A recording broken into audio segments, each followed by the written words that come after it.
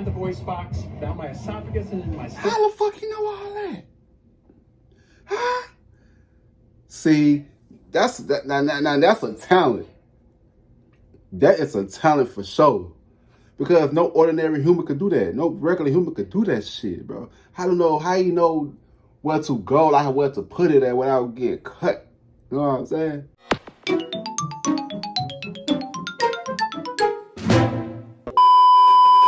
Yo, what's good? What's going on, YouTube? It's your boy Kewonis CB, and now I'm back with another motherfucking reaction video. You know what I'm saying? Today's video, I'm going to be reacting to, it's a video that I saw on my recommendation. It said he swallows swords. Amazing talent. I know I had to react to it. You know what I'm saying? I was like, let me watch this with my supporters and my subscribers. You know what I'm saying? Yeah, but yeah. You like to give a thumbs up, you don't give a thumbs down, because y'all know why. I've been on Cage. Just YouTube. If you want to see more reaction videos from me or any other videos from me, make sure you guys go on my channel, check out my videos. If you do like my videos to my channel, go ahead and click that subscribe button. You know what I'm saying? Yeah, Super Squad, let's get straight into this video. Let's get it for a swing. Let's go. And I swallow swords. That sounds so weird.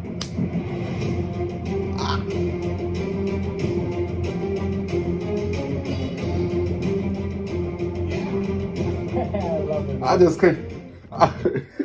Oh my God. How the fuck do he do that shit? Like, how? I got so many questions. Like, do he gotta open something? Like, that's not regular for a human being. You know what I'm saying? Like, this one out. This is a 1929 Model A car axle. What the fuck is that? Oh my God, it's so heavy. It's really heavy. Oh my God. I swallowed it on America's Got Talent. That's the one you did? Yeah. Oh, that's why I know him from. In my head, I was like, he looked kind of familiar. Oh, now, yeah, okay. He was on America's Got Talent. Okay. This weighs about 8 pounds. So in order to swallow a sword, what you have to do is you have to slide it into your oral cavity, over your tongue. You get to the back of the throat, it brings in the very first reflex, which is the gag reflex. You have to repress that, navigate a 90-degree turn down the cervical esophagus right here, behind the promenade laryngeum, the Adam's apple, behind the voice box, down my esophagus, and in my stomach. How the fuck you know all that? Huh? See, that's a talent. That is a talent for sure. Because no ordinary human could do that. No regular human could do that shit, bro. I don't know how you know where to go, like where to put it at without getting cut. You know what I'm saying? Hey, I want to talk to him. I want to meet him. Between the lungs, I have to actually nudge my heart to the left. I slide it down past the breastbone, down past the lower esophagus. He ain't human. There's a really tight muscle that kind of goes up your stomach. It's like past the liver and kidneys, all the way down to the bottom of my stomach. If I were to go further than that, all the way down to my fallopian tubes. I chose Arizona State University because of the faculty. The professors are highly... This is why he's licking it too. Originally comes from Indiana, and aside from his bizarre talent, fellow Midwestern, inspiring life stories. I want to meet him so bad. I got 20 questions. years of my life, I grew up in extreme fear. I was a loser, a wimp.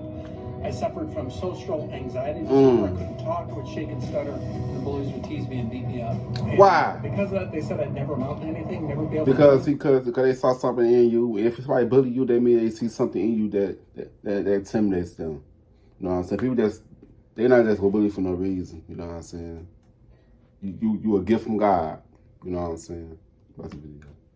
My life. So as a little kid, I would sit in my classroom, and my 5th grade teacher had lived in Madagascar. She was a missionary in Madagascar, and I would look out the window and I'd look at the maps and I'd dream about all these places. So as a little kid, I decided I wanted to do things the other kids could not do. I wanted to do something really remarkable with my life. And he looked like what's his name? What's the serial killer name?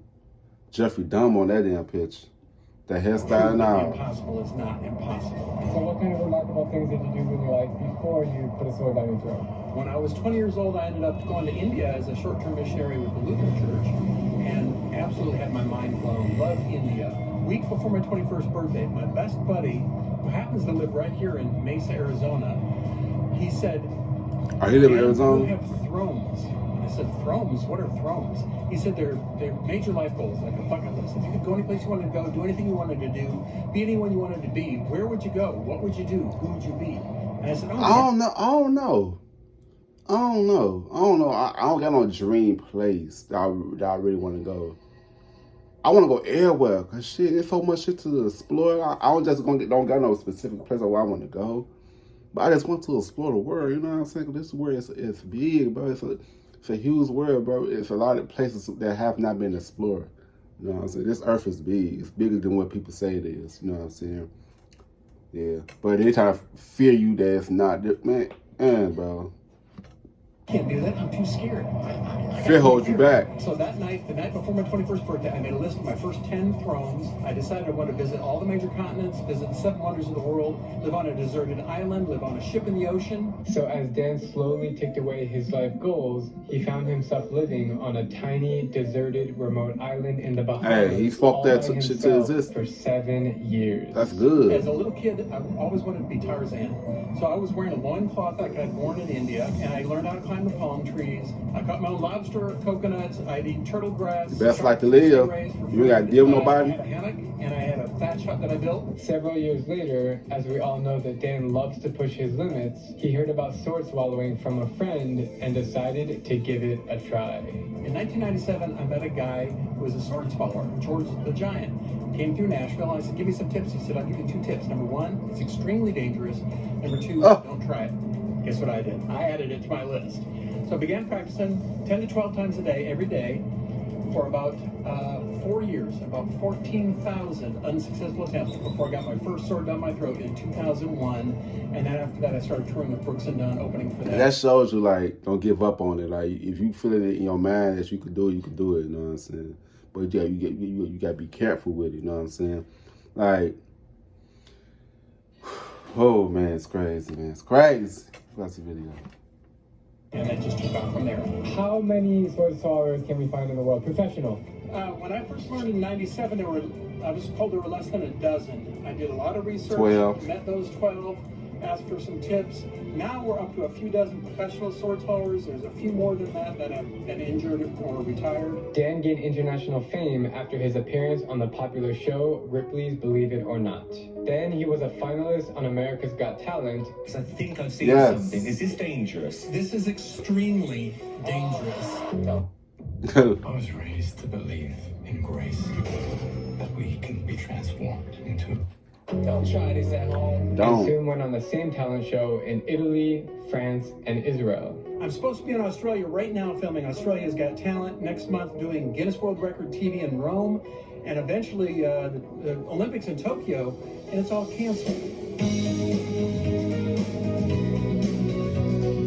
Behind you is a baseball bat case. And how many swords are in there? There's probably 15 or 18 in there.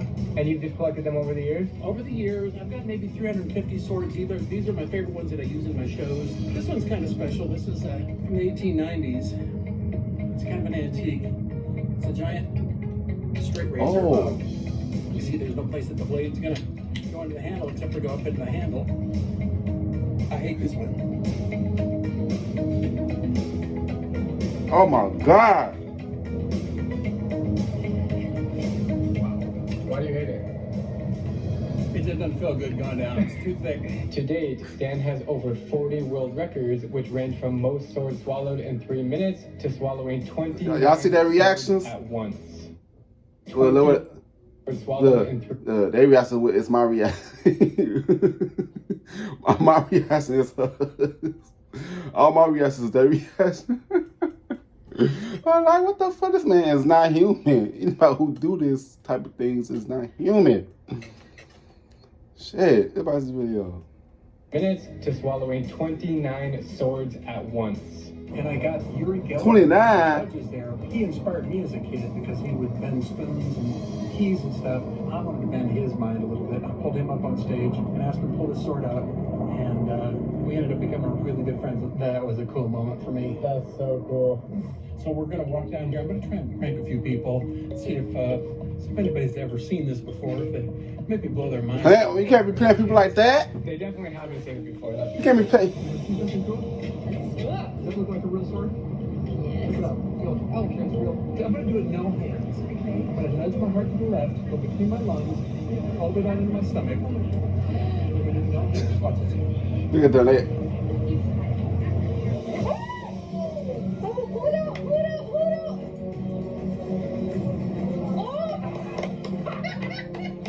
That is, oh my gosh. Can you do it again? She's like, can you do it again? Sword?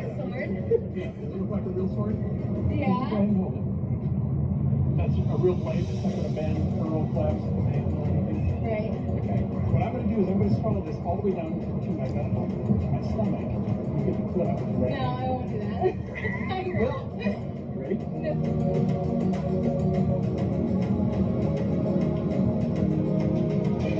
What do you think about that? You want me to pull that? Check it out. Look at the dog. The dog. Let me put that motherfucker. Awesome. Thank you. Thanks for the So Dan, where do you see yourself in 5 years? Man, that's a good question. 5 years from now, there's a documentary I'd love to shoot called Have Sword Will Travel, where I take my swords, go around all the different countries, meet other sword swallowers around the world, sit down with them, ask them how they learn, what injuries they've had, and then ask them about their experiences. And we go out in their plaza, in their area, and swallow swords for their people. Dan, what is one of the things you want to say to the world? My message to the world is, don't be afraid to try to do the impossible. You can do Facts. That's a message of the day right there. You can do the impossible. The possible is not impossible. The impossible is Not not impossible. Facts. People instill fear in other people. You know what I'm saying? Because that's because they can't do it. That don't mean that the other person can't do it.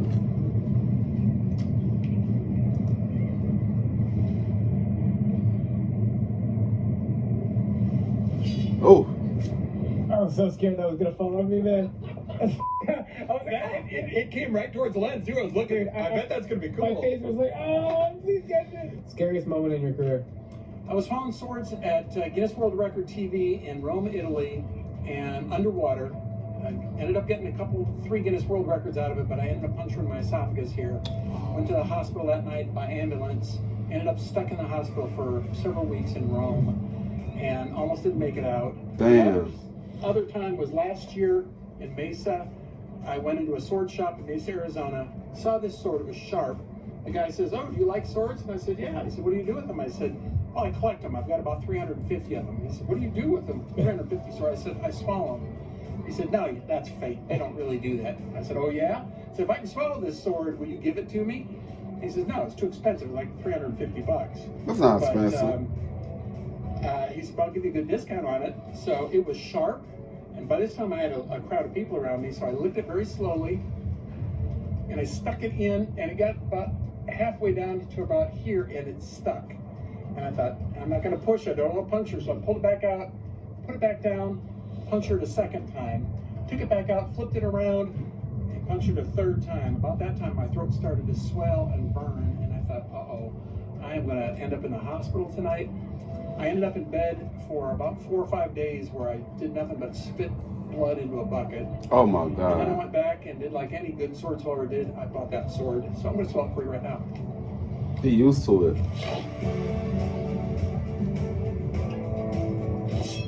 Wow. There was a really cool glare when it was in your mouth. The sun hit it. It was awesome. Great shot. That was cool. I wasn't expecting to do that. I'm happy you did that.